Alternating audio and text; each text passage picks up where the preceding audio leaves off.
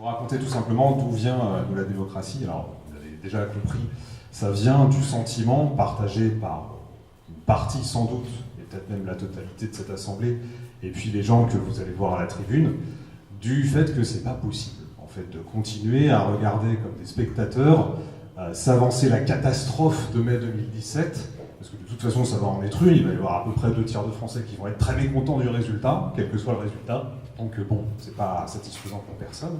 Et voyant s'avancer ce truc-là, plusieurs amis au départ, parce que c'est comme ça que se créent les mouvements politiques, c'est des affinités électives avec des uns et des autres. Mathieu, on se connaît depuis un temps immémorial maintenant, avec plusieurs donc des personnes que vous allez voir à la tribune qui sont avec nous parmi les fondateurs. On s'est dit au printemps dernier, qu'est-ce qu'on fait? Qu'est-ce qu'on fait? Certains d'entre nous étaient très clairement éloignés de la chose publique depuis des années, voire depuis toujours. D'autres avaient eu des responsabilités politiques, certains avaient milité, d'autres pas, etc. Mais tous, on avait en commun le fait de ne plus pouvoir se reconnaître dans rien du tout, et surtout pas dans l'idée qu'il suffisait de s'en remettre à des gens qui allaient faire des choix pour nous, parce que ce seraient les meilleurs. Parce que dans le programme sur lequel on est appelé à voter tous les 5 ans, peut-être appliqué par une personne qui le porte, il va y avoir toutes les solutions à tous les problèmes de toute la France pendant 5 ans. Ça, c'est en fait inconcevable, rationnellement, et ça l'est de plus en plus au fur et à mesure qu'on voit les promesses trahies, des candidats pas sérieux, des gens qui sont précipités dans les affaires judiciaires tellement affreuses que donc on se demande ce qu'ils font encore là.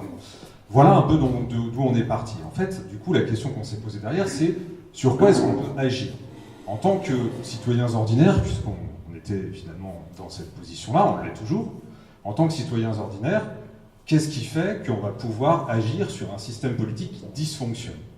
Alors, la liste, du coup, des choses qu'on a essayé de mettre sur le papier et qu'on va vous présenter ce soir, c'est la liste des blocages qui nous paraissent les plus essentiels dans les institutions actuelles et dans la vie politique actuelle de la Ve République. Et du coup, les propositions qu'on porte, c'est ça, c'est de débloquer les institutions, débloquer un système politique qui est verrouillé, qui s'appuie sur une représentation qui n'en a plus que le nom, et qui, du coup, interdit aux citoyens ordinaires déjà de prendre la parole, et a fortiori de voir leur intérêt général, donc l'intérêt général, respecté.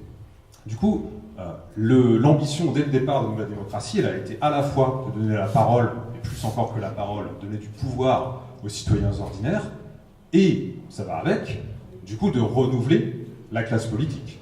Les professionnels de la politique me disent, mais faites-nous confiance en fait. Il y a peut-être des aménagements à la marge à faire à ce système qui dysfonctionne, enfin, on va les faire pour vous. Justement, ces gens-là, on n'a plus envie du tout en fait. Il y a un paquet de gens qui finissent par ne plus en avoir envie du tout.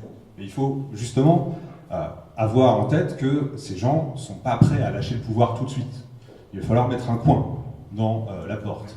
Il va falloir enfoncer dans ce système-là quelque chose qui soit un petit peu un ver dans le fruit.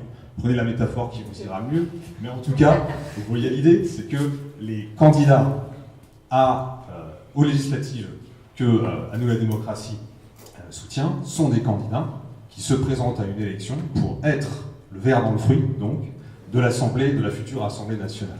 Ce sont donc, nous on s'est dit dès le départ, ça ne sert à rien de récriminer sur des places publiques, enfin ça ne sert pas à rien, mais c'est pas suffisant, ça sert non plus pas à grand chose, ou c'est pas suffisant de se dire qu'on va militer dans des formations politiques classiques.